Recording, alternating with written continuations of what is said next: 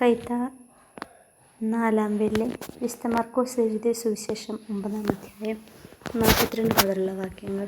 ആർക്കും ഉതപ്പാകാതിരിക്കുക. ചെറിയവർക്ക് ഉതപ്പാകുന്നതിനേക്കാൾ നല്ലത് കഴുത്തിൽ തിരികല്ല് കെട്ടി കടലിൽ എറിയപ്പെടുന്നതാണ്. ദൈവനിഷേധികളെ എപ്പോഴും വെള്ളത്തിൻ്റെ ആഴത്തിലേക്ക് മുക്കി താഴ്ത്തുന്ന ചരിത്രമാണ് പഴയ നിയമത്തിലുള്ളത്.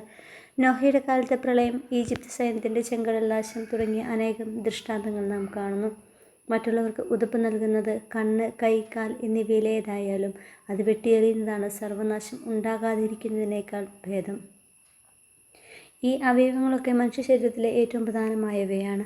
നമ്മുടെ ജീവിതത്തിൽ ഏറ്റവും പ്രധാനപ്പെട്ടതെന്ന് നാം പരിഗണിക്കുന്നവ, അത് ബന്ധങ്ങളായാലും സ്വത്തുവകകളായാലും സാമൂഹ്യ മാധ്യമ ആസക്തികളായാലും നിത്യതയ്ക്ക് തടസ്സമാവുന്ന അവയെ നിഷ്കരണം അറുത്തുമാറ്റുക തന്നെ വേണം.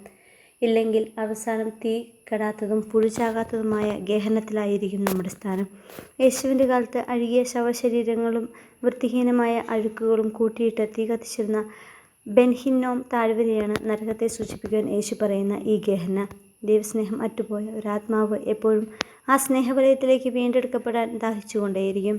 അത് നിരാകരിക്കപ്പെടുന്ന അവസ്ഥ കത്തിയെരിഞ്ഞ് ദഹിച്ചുകൊണ്ടിരിക്കുന്ന ഒരു ഗഹന അനുഭവമാണ്. അതാണ് നരകം. നമ്മുടെ അശ്രദ്ധ കൊണ്ട് ജീവിച്ചിരിക്കുമ്പോൾ തന്നെ നരകാവസ്ഥയിലാകാതിരിക്കുവാൻ പരിശ്രമിക്കാം.